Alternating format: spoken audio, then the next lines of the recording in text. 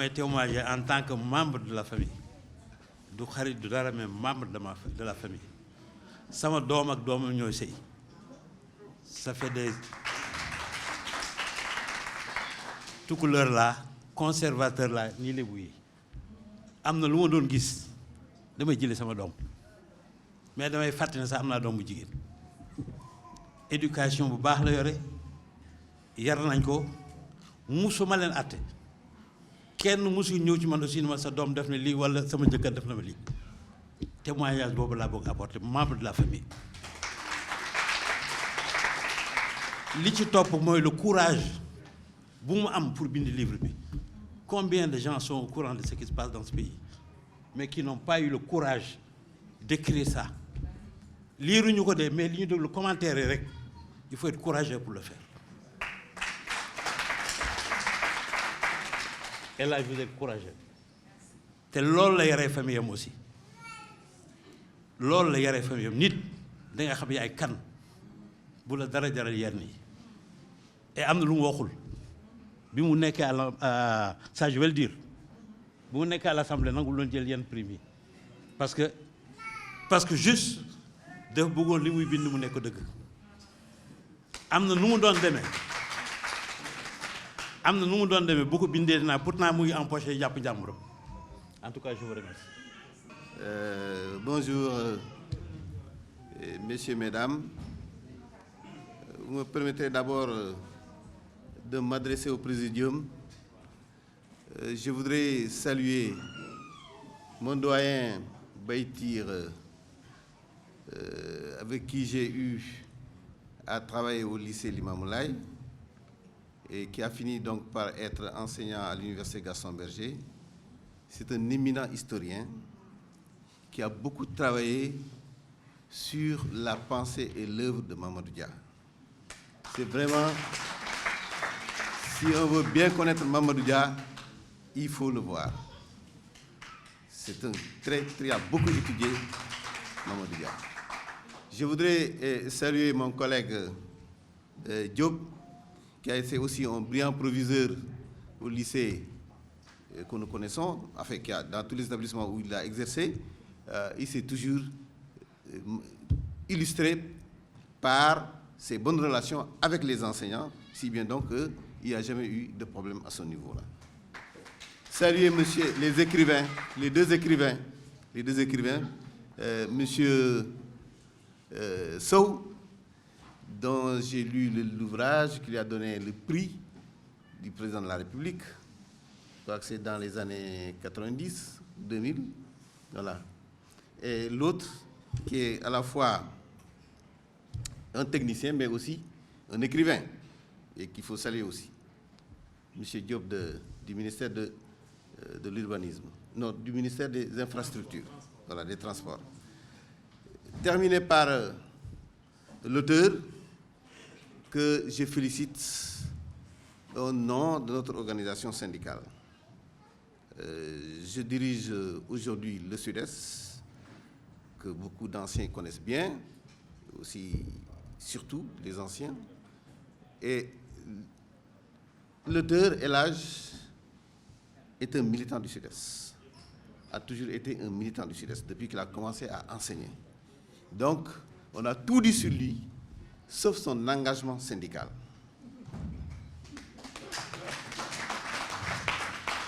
Alors, c'est quelqu'un, je n'ai pas fait d'établissement avec lui, je l'ai connu à Dakar, quand on m'a affecté à Dakar, en tant que responsable syndical. Mais je peux témoigner que sur le plan syndical, à chaque fois qu'on a besoin de ses services, il s'est rendu disponible. Il s'est rendu disponible. Il a toujours été disponible pour le travail syndical. J'en veux pour preuve 2 cas. Ensemble, nous avons eu à travailler pour construire le dossier du Sud-Est, la contribution du Sud-Est aux assises de l'éducation et de la formation, qui se sont tenues en 2014. On a travaillé ensemble. Tout récemment, nous avons travaillé ensemble pour préparer un dossier sur la question de la privatisation de l'éducation au Sénégal, qui doit faire l'objet d'une étude Et pour cela, on a eu à travailler ensemble. Donc, à chaque fois qu'on l'a sollicité, il est là présent et il apporte des contributions les plus précieuses. Ça, je peux faire ce témoignage-là. Et je le félicite au nom du syndicat pour le travail brillant qu'il vient de faire. Le doyen nous a donné un résumé, un aperçu. Je pense que ça nous incite tous à payer ce livre. Et il a dit, ça doit être un livre de chevet des autorités. Mais ça doit être aussi un livre de chevet des responsables syndicaux. Parce que je suis sûr, il m'a donné des invitations pour les syndicats. J'en ai donné.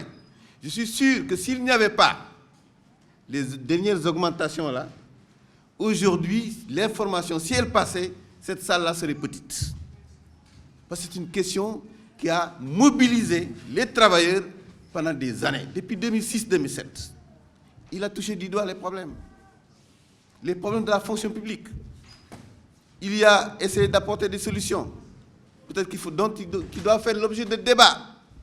Et c'est pour cette raison que son livre, moi je prends l'engagement au nom du syndicat, que ce sera, il va faire l'objet de discussions dans notre siège syndical avec des travailleurs, des syndicats de l'enseignement, des syndicats de la santé, des centrales syndicales. Voilà, donc c'est ça que je voulais dire. Vraiment, encore une fois, félicitations El Hadj pour ce magnifique travail et du courage pour d'autres bébés encore, comme l'a dit M. Sow. Merci. Merci, bien dit. Alors, Madame Ciss. damay wax wolof nag ndax ma bëgg nit ñi gën a xam ndax fi ma jëm dina xaw a sore tuuti di remercier monsieur El Hadj Seck bi nga xam ne dama bokk ak moom CAMCUT bi nga xam ne tey si mouvement Set Setal yi tey moom moo jur UCG ba ñu naan Sonaget dafa bokk si ñi nga xam ne dans la ville de Pikine lim ci réalisé rëy na tey maa ngi ànd ak sama collègue Eyba di Tidiane Ba mu nekk tey UCG ba tey ma nekk foofu ak moom ak Pathé Camara bi nga xamante ne ñun ñëpp ñun ñoo sos CAMCUT bi ñuy wax bi nga xam ne tey moom moo tax jeunes yi tey dugg ci mbalit mi mu def ci rôle bu rëy il était le seul fonctionnaire bi nga xam ne moo nekk ci mouvement des jeunes de la CAMCUT de Pikine nee nañu nag derrière chaque grand homme il y a une grande dame.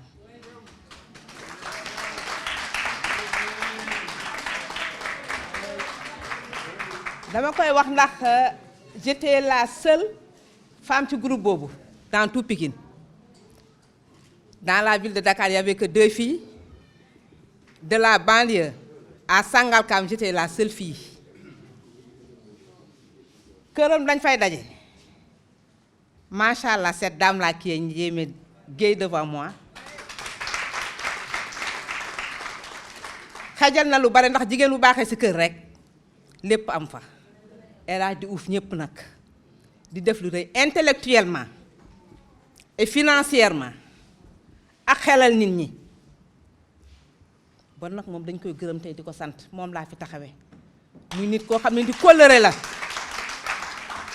fàttewul démb ses amis d'hier ni ko xaritam bi waxee depuis l'enfance ba ñun ñi nga xam ne dafa nekk ñun ñu former la CAMCUT de Pikine tey ku dem dans la ville de Dakar archivé ku fa seet dina fekk dafa bokk ci les membres comité directeur bi nga xam ne moom moo créé tey l'emploi des jeunes. bon nag tey jii loolu moo ma fi indi xam ne tey UCG bi dëgmal Sonaget bi bu juddoo tey moom dafa bokk ci précurseurs yi masalaam. di leen gërëm di leen sant enfin certains vont dire que enfin un membre de la famille parce que defe naa témoignages yi jiitu yëpp ce sont des témoignages d'anciens amis ou bien d'amis mais bii moom c'est la famille. Je suis un neveu de El Hadj Seck. El Hadj Seck ak sama yaay ñoo bokk ndey ak baay. Tonton, félicitations. Félicitations pour ce livre très riche en contenu. duma ci commentaire mais xam naa ne lu bëri lu bari mën na jëriñ Sénégal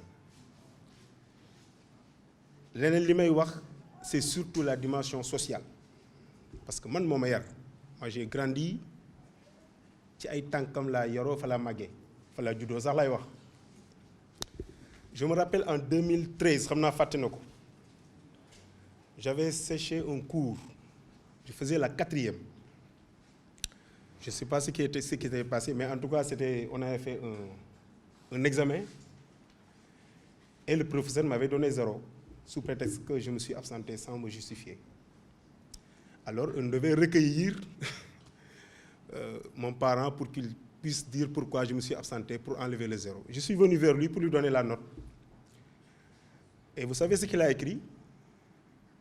Sanctionnez-le parce qu'il n'est pas sérieux.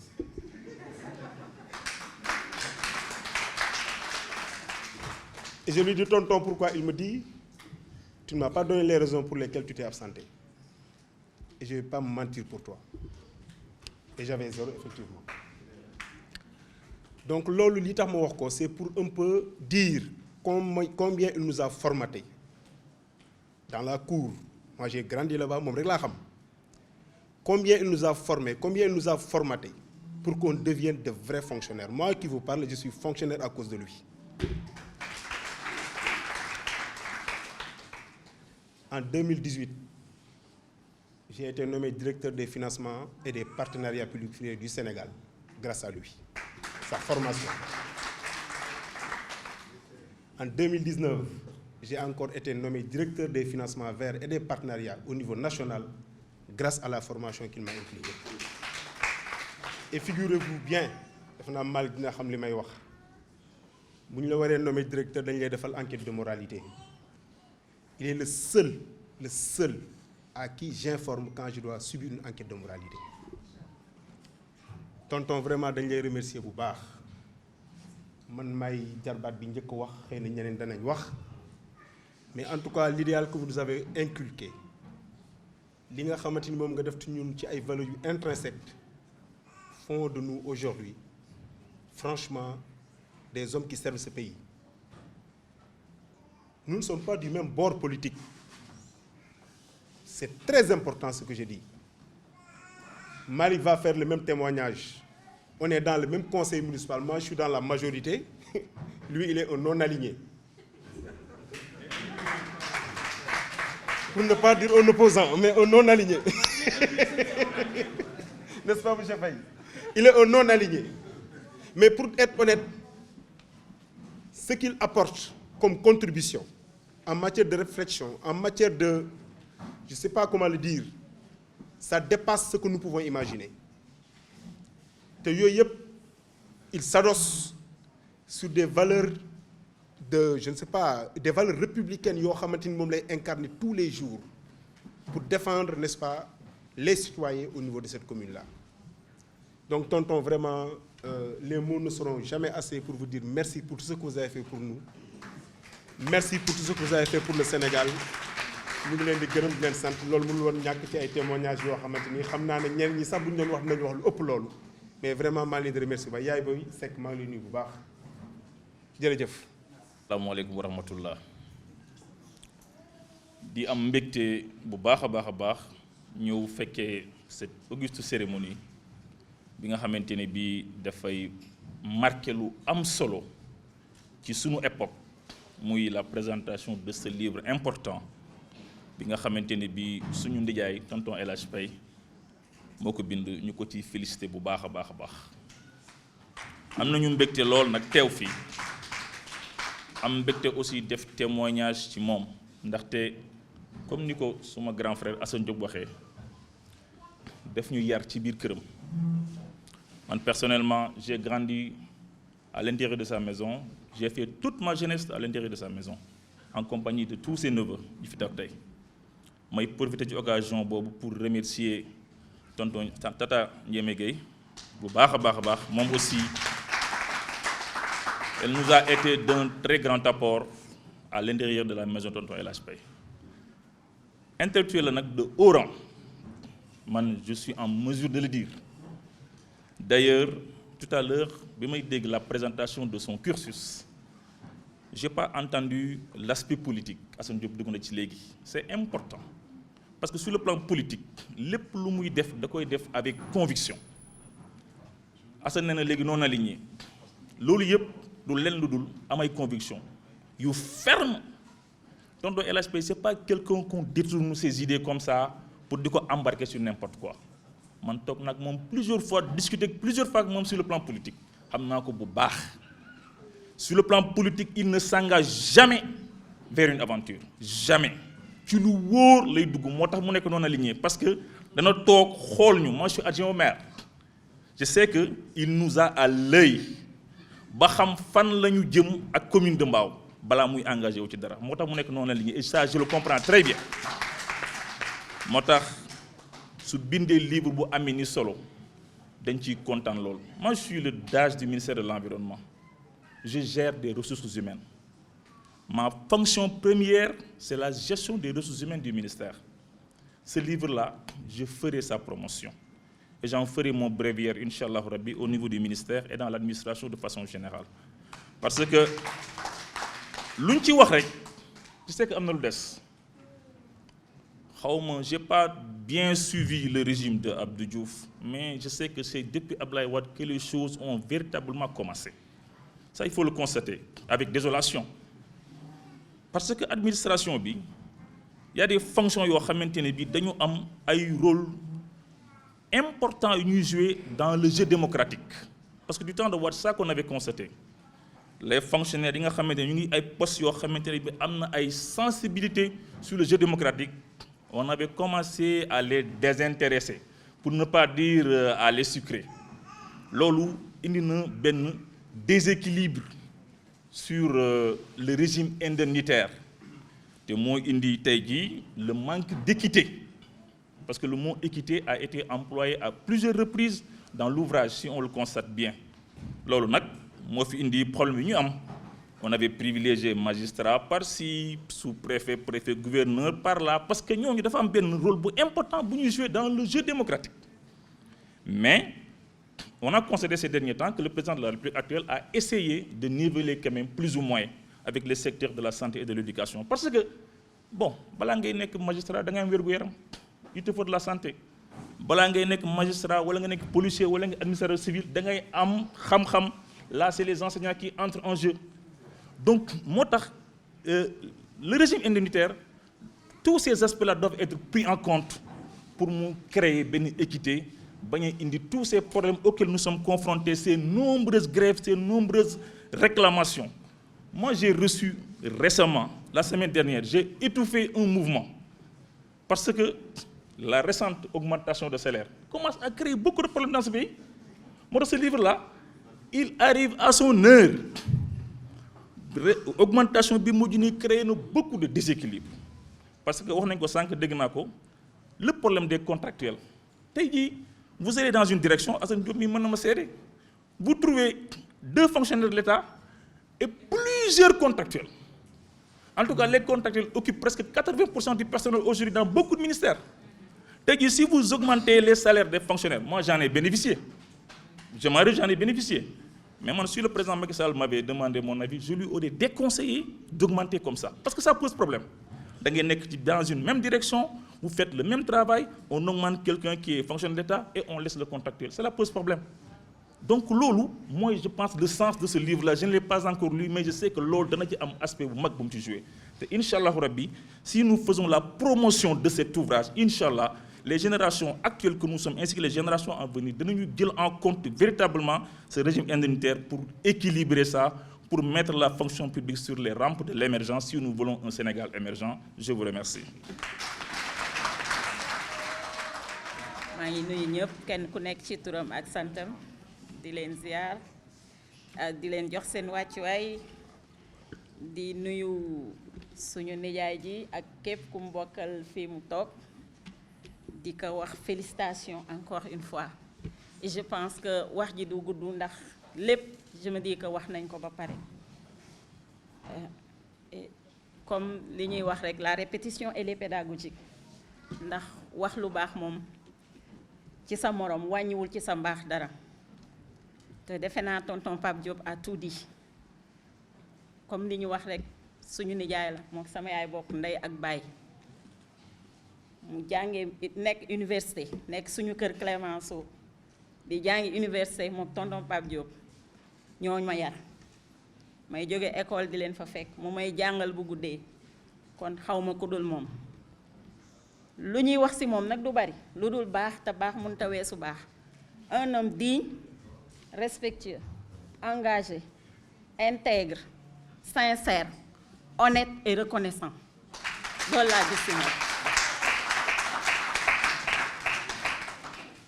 bàyyiwul kenn fàttewul kenn te du lekk bàyyi kenn xeebul jarbaatam bi gën a tuuti xeebul xale bi gën a ndaw ñépp la jox cër ñépp lay waxal moi je viens de Thiès moo ma jaral déplacement ku nekk xam ne le temps est précieux jot amul mais je me suis déplacée difficilement à cause de lui ne serait-ce que pour def benn témoignage bu gën a tuuti ci moom te lii su ma ñëwee ba fii waxuma ko duma gor fonk na ma ñun ñépp laay wax aar nañu yiir nañu toppatoo nañu suñu yaay dëddu na waaye jooyu ñu yaay moo taxaw suñu place yaay lu ma naqari dama koy woo lu ma neex dama koy woo mu may digal lu kenn dul digal kenn man ak moom ak yàlla te su génnee maa koy wax sama umpaañ bee yàqu ci dara daf may woo di ma nemmeeku di ma seet te lu xew sama kër ñu bàyyi seen yitte yépp déplacé wu ñëw ba foofu te bu leen neexoon man dama tuuti duma leen ko jaral waaye yëg moo fort yëg boobu mu am si man moo waral tey ma taxaw fii livre am bii nag day doog a door et le meilleur reste à venir je sais que yeneen bébé dinañ juddu à partir de ce livre là parce qu'il mérite qu'il le mérite c'est un travailleur du sonn du tay du nelaw guddi depuis que mu commencé lancer livre bi statut yi mi ngi publicité ce qui veut dire que affaire bi ça lui tient à cœur moo waral tey ji ñu taxaw nijaay yaa xam li nga bëgg yaa xam fi nga jëm yàlla na la ko yàlla defal nga fekke lépp ci barke Seydina Muhammad sallallahu alayhi wa sallam maa ngi jël. salaamaaleykum maa ngi nuyu ñëpp maa ngi nuyu sama xarit sama seex El Hadji Paye Seck tey li may wax ni je le dis aussi en même temps au nom de Georges Diaw ndax ñu ñooy représenté suñu génération fii ñu bëri mënoon nañ fi teew tey bala ma avancé dina jox nuyoo bu spécial sunu jabar Njémé mu nekk soxna su am valeur ba ñu nekkee xale di ànd ak moom sa sœur est là du ma ko fàtte n'est-ce pas di daanoo ko jóg ba tey mu nekk un très long moment El Hadji Paye Seck bi ma koy xam j'avais 18 ans je crois que notre histoire pratiquement à l'une a décrit ça bi nga xam ne ñun dund nañ kook moom c'est la même chose ñun ñëpp mbaaw moo nekkoon pratiquement sunu lieu de vacances sunu lieu de distraction sunu lieu de jeunesse nous avons vécu ça avec El Hadji Paye Seck au lycée Abdoulaye Sadji ñun dañ daan jël train avec les Georges di bourler train di xam nga bañ a fay ticket et tout ça c'est pour amener un peu d'amusement et tout ça mais tout ça c'est les épreuves de la jeunesse qui construisent justement la personnalité des hommes ñun ñoo ngi dëkkoon Pikine alors su loolu jàllee El Hadj dañoo am ay jaar-jaar yu bëri mënuma décrire lépp gars yi wax nañ ko je connais parfaitement sa famille qui est là et am na benn moment bu spécial boo xam ne nii bëggoon naa ko témoigner tey j'ai un petit frère bu tudd Moussa Diouf bi muy jàng am na ay difficultés tuuti war a mën a mu waroon a bloqué peut-être njàngam waroon na mën a yàqu mais mon épouse qui est là Awa Thiam qui est l'amie de Ndiémé c'est sa jumelle n'est-ce pas a eu beaucoup d'inspiration mu woo El Hadj El Hadj s'est investi et là notre petit frère a pu continuer ses études au lycée nu tuddati Lamine Gueye et ce garçon est devenu aujourd'hui ingénieur informatique et il travaille aux Nations Unies et su dul woon El Hadj Paye Seck peut-être que njàngam yàqu na arrêté woon na parce que arrêté woon na ba noppi loolu vraiment dama ko bëggoon a témoigner ci public bi El Hadj c'est un homme fidèle extrêmement fidèle ñun ñëpp ñu ngi ci suñu juróom benn fukki at yu teg On est devenu du 3e âge, n'est-ce pas? Nous sommes de cette catégorie maintenant. Et imaginez-vous, presque une 40aine d'années, on chemine ensemble et rien n'a changé. El Hadj est un homme généreux, extrêmement généreux, mais un homme de vérité. El Hadj su fekkee moo am dëgg nekk ci dëgg mënoo ko ci détourner kenn mënu ko yàpp nekk na nit ko xam ne kenn du ko yàpp dafa am personnalité voilà et faalewul amu kenn ainsi de suite lu ko yàlla may mu jël loolu mooy El Hadj Seck. Un homme de rigueur et un homme d'intelligence aussi. Pour écrire, il faut avoir de l'inspiration. Et c'est la classe qui est assise là, n'est-ce pas? Et c'est de grands intellectuels, des gens extrêmement inspirés. Pour bind yombul, il faut être extrêmement patient. Parce que soo xasee ba def sa œuvre ba génne ko dans le public, cette œuvre est sujette à des critiques, n'est-ce pas? Te ku nekk am nga droit wax ci lu la neex. Donc na fekk nag lépp lu ñu ci wax mu nekk dëgg et loolu moo ci ëpp solo moo tax sooy bind ça prend du temps.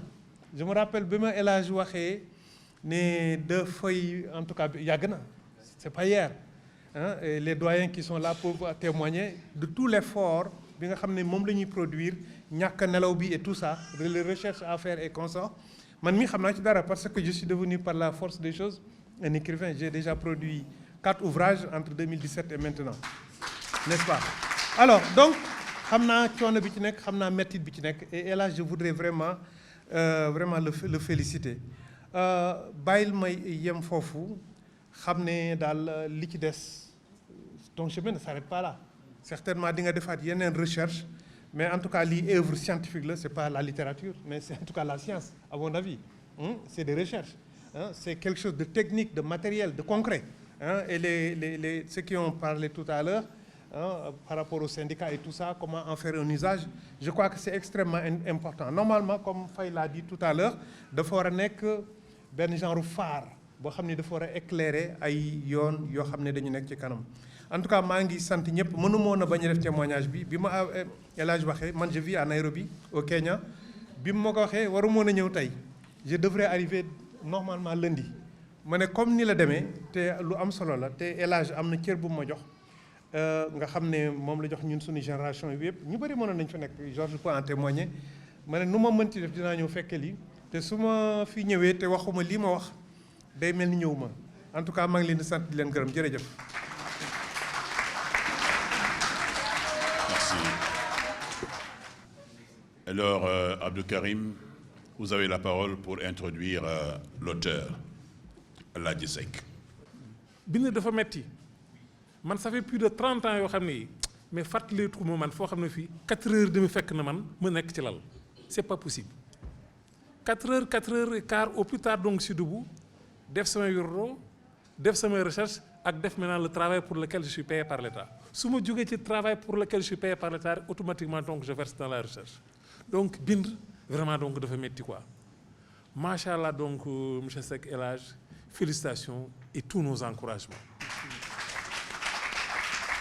te lii la ko waral lépp donc mooy jàng dafa am solo donc xale yi ci saal bi maa ngi leen di ñaax ni ñu koy waxee jàng leen ba yee seeni kayit jàng leen ba jàng fu jar nekkul parce que jàng moo yërëm réew da ngay jàng pour defar sa bopp da ngay jàng également pour defar am réew mais chinois yi ñoo ni su fekkee ni da nga bëgg sa doom nga mën cee dund pour benn at mën nga nekk ci bayum tool su fekkee ne pour fukki at la jéem a la saxal li ñu naan ay arbre mais su fekkee ne da nga bëgg loo xam ni daf la bëgg a dundal pour toute la vie investiral ci say enfant ci say doom parce que l'éducation c'est une arme de construction massive ku bëgg a defar am réew ci njàng nga koy jaarale ku bëgg a yàq également ci am réew ci njàng nga koy jaarale kon na xale yi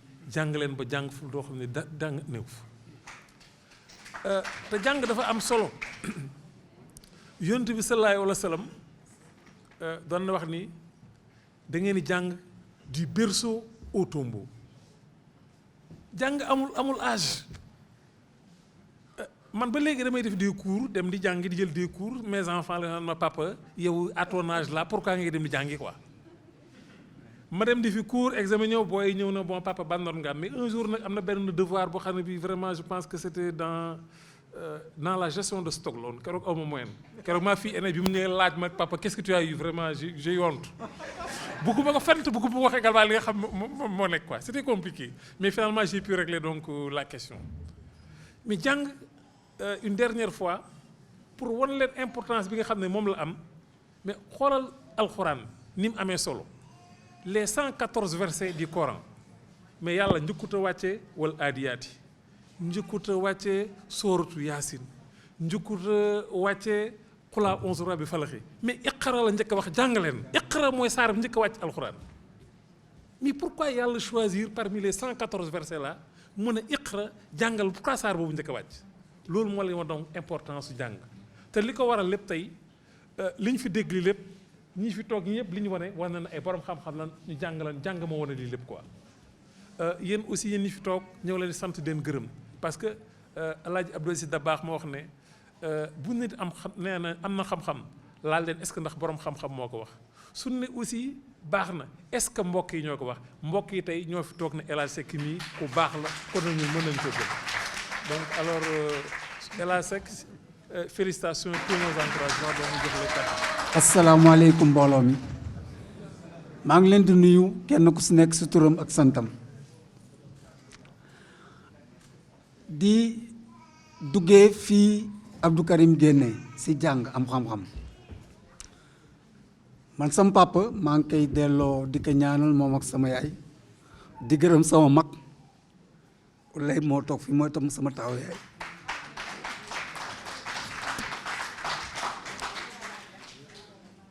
sama papa daf ma doon wax ne ma yéen de seen jamono ñii jàng ñoo koy yor te bis boo diplôme boo am wàññi say chef donc lu newul lu la waxul bul ma jàng rek jàng ko yàlla def man je suis un éternel étudiant man damay jàng rek l'avantage beneen bi mooy je suis introverti man mën naa su toog suba ba ngoon du ma wax ak kenn donc ça me permet de me décharger en écrivant man bu dul sama ay xaritu ndaw pratiquement mën naa nekk suba ba ngoon du ma wax may remercier ñi fi daje mi ñëpp di commencer si waa maison Edisal sama grand Baytir li ma ko nawee mooy moom dafa commencé liggéey instituteur ñun ñuy jàng université mu bàyyi ko fa ñëw fekk ñu université di jàng nox ñun ba nekk professeur ñu tëdd di nelaw mu continuer ba nekk professeur université donc on a appris de lui cette persévérance man bëriwul lu may def te du ma si wax ak moom et le rôle que je lui ai donné le témoigne may gërëm sama ay xarit ñi nga xamante ne ñoo nekkandoo xale sama ay promotionnaire ñun comme colonel Mbaye ni mu ko waxee ñun demoon nañ ba man suma ay xaritu xale ak samay promotionnaire ay xarit lañ tellement que ñun ñoo doon nekk ensemble may gërëm sama ay collègues ñu ngi fii waa ñi ma mujjee nekkal surtout waa direction de l'enseignement privé directeur mu ngi ma envoyé message nee na dafa dem mu nekk pratiquement man benn service bu ma mës a nekk fa ay xarit man je suis à la limite excusez-moi le terme une tête brûlée musuma c'est-à-dire mën naa commencer bokk ak yow mu neex mais en général du ñu d'accord parce que yeneen ñu ndaw yi am si biir man du ma ko nangu pratiquement service bu ma def 4 ans 5 ans dem c'est pourquoi c'est ce qui explique un peu mon passage au niveau de l'administration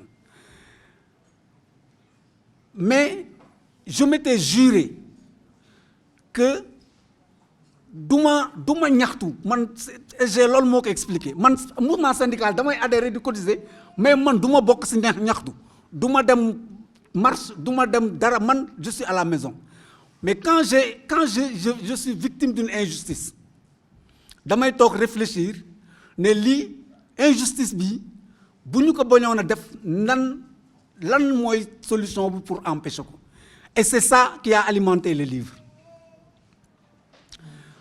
Moi, dans l'administration, mon ami Pape Diop a parlé de mon cursus scolaire surtout. Mais moi, dans l'administration EG, j'ai eu 4 avancements au choix avec 4 directeurs différents. Quel mot m'a décoré, quel mot m'a nommé. Ce n'est pas juste. Le statut général de la fonction publique dit bien que l'évaluation d'un def pour rémunérer le mérite des bons enseignants. Mais bon, même le texte la fiche pour les décorations, on insiste sur l'ancienneté. J'ai été à l'Assemblée nationale. Il n'est pas possible. Mon Assemblée nationale, 2009 là, dans le fichier, amul ben fonctionnaire bu ñu mës a détaché Assemblée nationale. Pourquoi? Parce que bu ñu demee Assemblée nationale, il y a une formule booy bindee sa demande, tu conserves ton salaire de fonctionnaire, nga continuer di fay ko Assemblée nationale.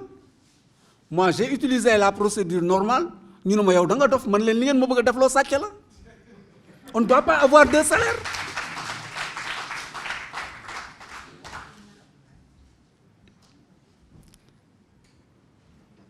Parce qu'on ne peut pas avoir des textes et ne pas les respecter. Statut général de la fonction publique, il faut voir fonctionnaire 4 positions. En activité, moi, nous affectons le service. Sous les drapeaux, moi, nous réquisitionner l'armée. En détachement ou en disponibilité. Bonne disponibilité, moi, dans le service privé pour faire privé. Ce contrat, il faut suspendre. D'autres n'est que fonctionnaire, d'autres avancés. Mais il faut que dans une autre administration, tu es en position de détachement. Et le statut dit que bon n'est que détachement, tu dois conserver ce salaire de base de ton corps d'origine et tu bénéficies des avantages liés à la nouvelle fonction. Et ben aliéna, mon ce salaire, structure ba nga nek mo koy jël en charge. Ils me l'ont refusé. Madame le secrétaire général, malheureusement, elle est décédée. C'est ce que je regrette beaucoup parce que moi, il y a le bail que je me fait le livre. Elle est allée dire à Mamadou Seck, président de l'Assemblée nationale, il a fait ce que je fonctionnaire, ku fi nek conseiller technique, so ñëwé da ngay nek conseiller technique rek, bu président démé yow nga dem. Alors que c'est les textes qui disent que dañ les détacher. Cela fait que tout le temps que je suis là-bas, je n'ai bénéficié que de mon salaire de conseiller technique, de mon indemnité de conseiller technique. Man waxuma dara. Parce que comme je dis parfois aux gens, man yakamtiwu may dara xaar ku may lor ba yomal xiyam. Yakamtiwu mako. Kuma amel ax duma yakamti ci aduna dama lay baye bañ dem yomal xiyam ñu atté ñu fofu parce que fofu la fay gëné né.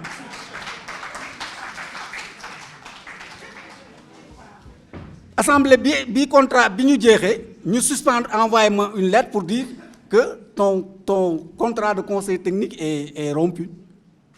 Comme tout le monde. Man dama jël sama détachement bolé ak sama lettre jox le président de l'Assemblée Moustapha Niass qui est un administrateur civil. Il leur a écrit pour leur dire il faut leur réintégrer dans l'administration parlementaire. Weer dee ñu jox ma sama salaire ma jël suma salaire ak la dem tribunal.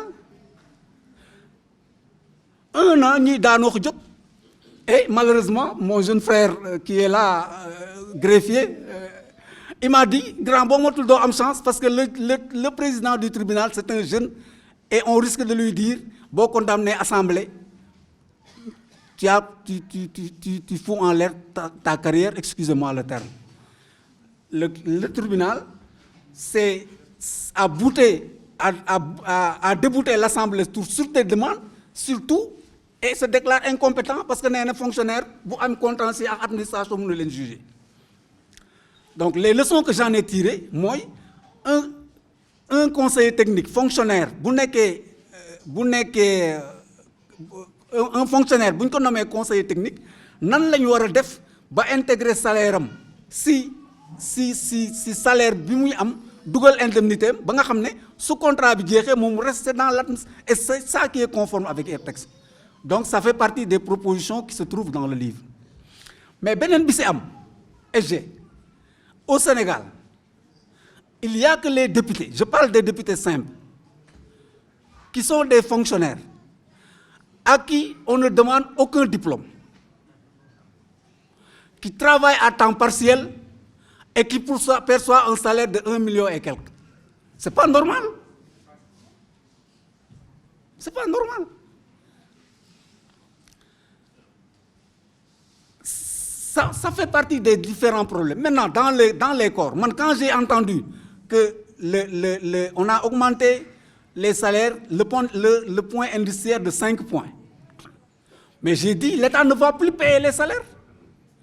Pourquoi? Parce que rémunération, salaire de base et ay indemnité. Salaire de base, nous avons calculé, il y a un point indiciaire et indice salarial. Le point indiciaire, c'est le prix que l'État paye pour ses travailleurs par unité de travail. L'unité peut être mensuelle, souvent mensuelle.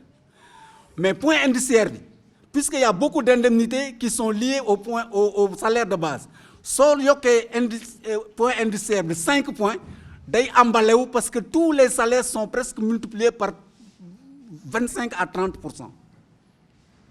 Ba pare nak day am implication si indemnité parce que boo jëlee l'indemnité d'enseignement quand j'enseignais c'était 50%.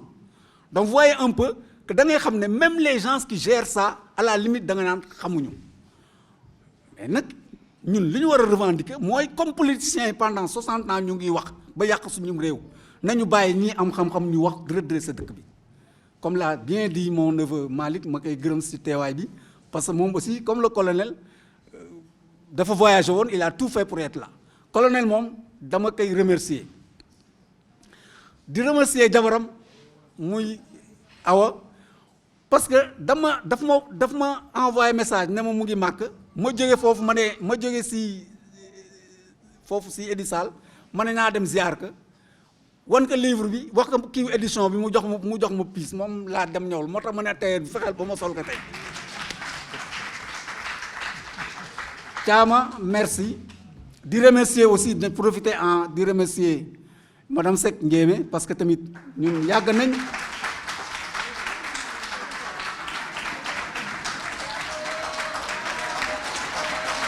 man daal gis naa ne sama papa bëgg na jàng pour lui faire plaisir damay jàng rek su ma admee ne que am naa mu wax ay morom ne mu ne am na et c'est ça qui me faisait plaisir et d'ailleurs il est décédé en avril année bi may def maîtrise j'ai failli arrêter parce que pour moom donc il a fallu que j'aille à l'économat pour avoir une bourse vraiment intéressante 60 000 pour comprendre que après c'est le travail mais je n'ai été jamais animé si jàng pour am xaalis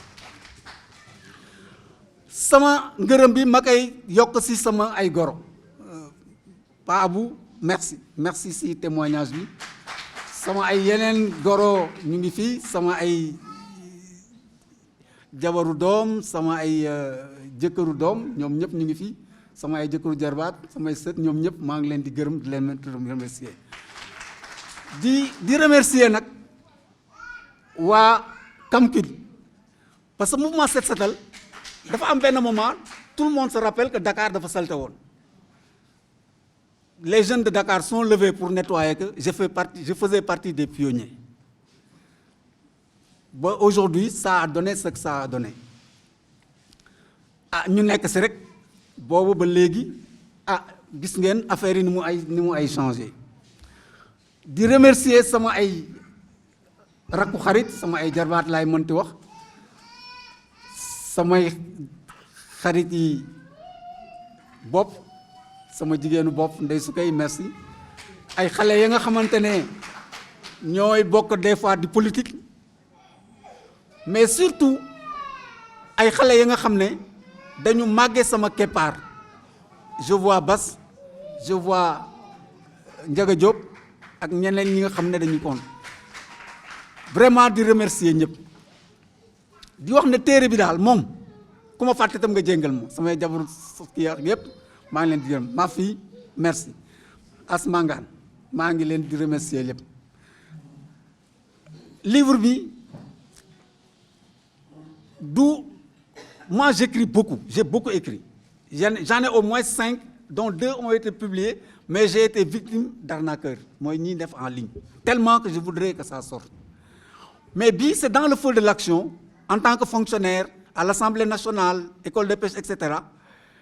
si laa ko doon bindee mais avec la retraite cela m'a permis de prendre de la hauteur de comprendre que je dois transmettre un message à un public et non pas des revendications parce que parfois position boobu laa doon am. Il y a 4 innovations possibles. Quand je dis il faut troquer le statut, la logique de statut par la logique performance, le syndicaliste va tiquer. Mais en fait, oui, mais en fait, c'est que dans rémunération, li muy andi mooy da ngay jaay sa doole ñu fay la xaalis ñu ne kenn ku nekk poste sàngam boo ko naree yor war ngaa xam lii xam lii xam lii Sénégal dañ ne ku jàngee école tel am diplôme tel war nga kaa mën donc ñu ne boo yemee diplôme boo la yemee ay diplôme mais dañ ne ñoo xam ne ñoo tolloo jàng ñoo war a yem salaire muy indice salarial moo tax boo xoolee si livre bi premier tableau bi day indi administrateur civil quelqu'un qui est sorti de l'aéronautique un ingénieur agronome un professeur de l'enseignement secondaire parce que c'est des bac plus 5 en général ñooñu ñooy yem indice rémunération bu ñuy dugg et dans l'évolution de la carrière donc recrutement ñu conserver la base égalitaire c'est nécessaire parce que ñii dugg amuñu lu ñu leen départager mais kenn ku nekk xam na ne ay ñaari nit bu ñu leen recruter même jour ak même salaire pour faire le même travail bu ñuy liggéeyee semaine nga gis ne ñoom uute nañ kenn ki àq bi mu koy jox ak bii keneen ki di jox àq bi ak keneen ki àq bi mu koy jox du bokk et en ce moment être juste devient de l'injustice et c'est ça qui me donne l'idée de parler de logique performance mooy ku gën a liggéey fayeku lu bari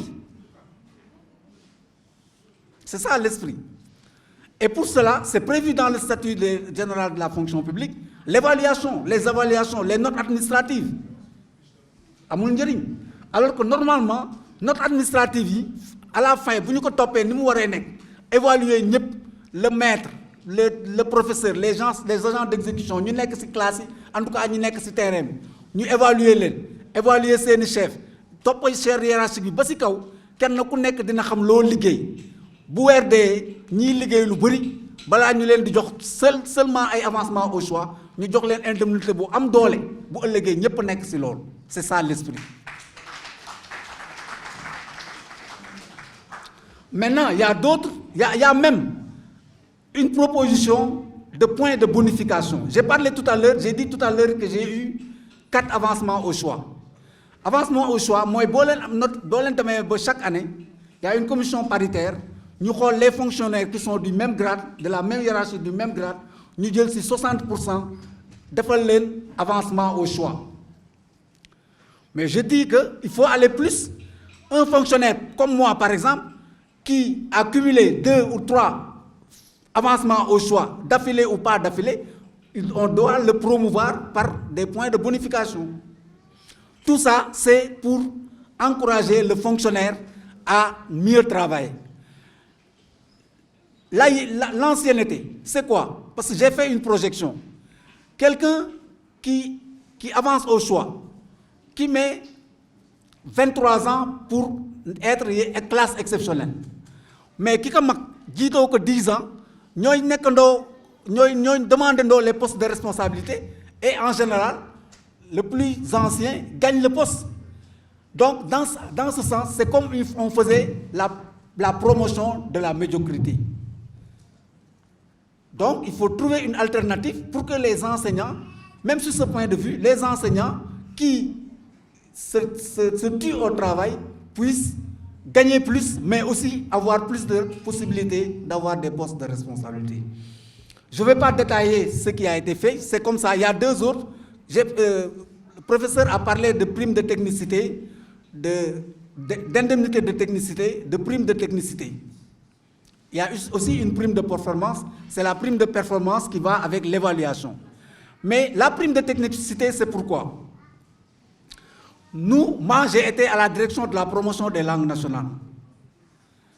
Bi nga xamné dañu décidé won làkku réew mi ñu dugal ko ci njàngale. Waaw. Xam nga indice salarial bu ñu koy def dañuy xool dañ na laan lii lañ la def loo lii lañ lay fay. Mais bu ñu xëyee benn jour ne la dañ lay boole langue nationale dugal la ci la nga xam ne bokkul woon ci li ñu lay fayee. Ah, mais ku yokk cere dolli ñeex. Donc, ne serait-ce que pour ça, les enseignants qui étaient choisis pour s'engager dans l'expérimentation, parce que quelque part ils ont été enseignants dans les classes d'alphabétisation des femmes, durant le temps de l'expérimentation, devaient avoir une motivation. C'est ça c'est de ça dont j'ai parlé pour la prime de technicité. L'indemnité de technicité, c'est quoi?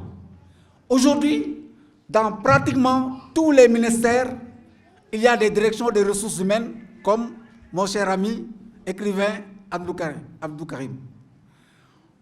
Les agents, même déjà, les directions des ressources humaines. Mais en général, ce ne sont pas des personnes qui ont des compétences en gestion des ressources humaines. Je pense que, je ne sais pas si Abdou Karim en fait partie, mais en réalité, voilà, donc c'est ça, c'est des rares. Moi, quand on créait la direction des ressources humaines au ministère de l'Éducation, Sénégal, j'étais le seul fonctionnaire de la hiérarchie A qui avait le profil. J'étais seul. Parce que la DRH a été créée en juillet 2002. C'est en octobre 2002 que j'ai commencé ma formation au CESAC. J'ai soutenu en janvier 2004, le poste n'était pas pourvu. On a nommé quelqu'un et on m'a demandé d'aller le soutenir. Mais c'est vrai, et ça c'est des cas. Ce n'est pas l'objet, parce que j'ai déjà écrit un livre que j'ai appelé L'État à genoux, où je parlais de tous ces dysfonctionnements du système qui, à la longue, vont le planquer. Parce que l'affaire, c'est bloqué. Et nous, on n'a pas intérêt à ce que ça bloque. Effectivement, comme mon neveu Malik l'a dit, tout a démarré au début de l'alternance. Le président, moi je le considère comme Makbourle, il est généreux, et aussi, c'est un libéral intégral. Parce que, dans un premier temps, il a augmenté le point indiciaire. Il avait donné des instructions au ministre des Finances, Adjibou Soumaré, dans le temps, que chaque année, la croissance va être redistribuée aux fonctionnaires. La première année, on l'a fait. La deuxième année, ça a été partagé par quelques-uns. Il y a aussi le cas des magistrats. Je n'ai rien contre les magistrats. Parce que le statut général de la fonction publique protège les magistrats. Dit bien, au niveau de l'article 1, premier, alinéa 2, je crois, que ce statut ne s'applique pas aux magistrats, aux militaires et aux corps dont les statuts qui ont un statut. Mais nous, magistrats, militaires, président assemblée, mais pourquoi nous ne savons pas salaire? C'est des choses qu'il faut régler. Maintenant, je parle des magistrats, pas parce que je n'ai rien, mais nous avons grève, journalistes, ils ont un salaire, c'est pourquoi je parle de ça, mais j'ai beaucoup de respect pour ce corps. D'ailleurs, dans le livre, je dis que c'est un corps mythique. Man, magistrat, je ne sais pas parce que je ne suis pas au tribunal. Mais quand nous avons grève, nous avons journaux, là, ils commencent à gis. Et depuis lors, ils sont devenus des personnes à la limite communes, des fonctionnaires communs alors que warul woon nekk loolu. Vraiment, il y a beaucoup de choses à dire. Encore une fois, damay jéggalu si retard bi di remercier ñi fi ñëw ñëpp ñi ma tudd ak ñi ma tuddul sama njaboot ñu si gën a bëri di vraiment di kontaan si taxawaay bi ndax tamit c'est pas évident peut-être que sañ am na ñi nga xam ne li ñuy wax xamuñu si dara mais ñu si gën a bëri cofeel ak cofeel surtout ak mbokk moo tax ñu jóg ñëw fii may ñaan rek livre bi daal lu si mën a def rek ba mu am njëriñ parce que le président de la République a commandité une étude sur les salaires. Et est-ce que vous vous êtes demandé pourquoi boobu léegi mënuñu ko appliquer? Et pourtant, ils ont payé beaucoup d'argent au cabinet qui l'a fait. Parce que le cabinet s'est limité à faire des constats. Alors qu'on devait aller vers des propositions. Et justement, pratiquement, ce qui est, en tout cas mon objectif, c'était de proposer des solutions. Il est loin de moi l'idée d'avoir fait un document parfait. Un document de ma planification, on me disait que une planification, elle n'est bonne que si elle peut être améliorée. Vraiment, ce que je demande, moi, c'est que tout le monde s'y investisse pour que vous ne puissiez pas avoir de parce que c'est l'objectif. Moi, je parce que dans les définitions de l'État, l'État, c'est le gouvernement et les fonctionnaires. Mais depuis alternance, fonctionnaires, il y a beaucoup d'administration. Et parmi les mots, comme mon neveu Malik l'a dit, c'est la contractualisation. Aujourd'hui, ce qui se passe dans la santé, parce que, en tout cas, les études que j'ai faites, il y a au ministère de la Santé où il y a un plan national de contractualisation. Il y a un plan en 1997, ça a été, le séminaire s'est tenu en 2017, et qui dit que pratiquement la seule façon pour entrer dans le secteur de la santé, c'est contrat. Maintenant, nous avons un contrat. Moi, j'ai été trésorier d'un comité de santé. Matrolin fa jëlone ñoy def accouchement mais soko défé au niveau national ku nekk jël sa mbokk dugal leen mais aujourd'hui c'est pas surprenant qu'on ait des agents de santé qui aient ces attitudes parce que aussi les attitudes et les comportements socio-professionnels école de formation rek nga kay jànge. Moi je me suis soulevé, j'ai écrit quand on a voulu juger les gens de Tivaouane. Là aussi, il faut nous voir si. Un professionnel ne peut pas être condamné par le tribunal. C'est pour ça que nous créons les ordres. Médecin bu def erreur, kenn mënu ko wax ko dul médecin. Donc yoy bu amé au lieu que procureur di génn wala kenn bon man je n'ai rien contre mais li wara nek parce que tamit nit bu ñuy jàng ñu pour bàyyi noonu dañuy jàng pour li ñuy jàng am njëriñ li ñu war a def mooy même su amul ordre dañu war a ut un comité ad hoc ba nga xam ne y a des pairs et des supérieurs ñu dem def enquête pour dire que y a faute ou pas. Quand j'ai vu quelqu'un dire oui ça yu leen attaqué médecin yi rek ngeen wax man leen su médecin yi bañoon na dem opérer qu'est-ce que vous allez dire et c'est là où on risque d'aller donc daal li may wax rek mooy mbir bi daal ñun ñëpp dañ si war a jàpp ñun ñu Sénégal ñun ñoo ko bokk warul am li ñëpp liggéey kenn di ko jariñoo ñeneen ñi toog il faut que les fonctionnaires soient au centre de l'exécution des politiques publiques. Pour cela, il faut que nous mën a toog waxtaan jubóo si kàddu kenn ku nekk ñu jox la li nga moom Sénégal jëm kanam maa ngi leen di gërëm di leen sant di leen baalu wax.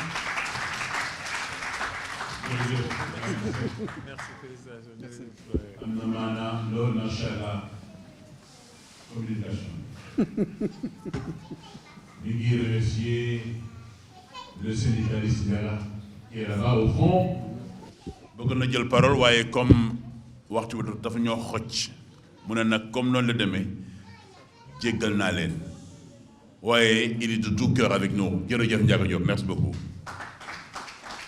léegi nag xanaa ñu jublu rek ci séance de dédicace bi tout de suite ñi nga xamante ne jox nañu téere nañu ko teg fii comme ça su ko defee El Hadj mën a signé bu baax a baax jërë ngeen jëf ñu ngi gërëm ñëpp di sant ñëpp macha allah.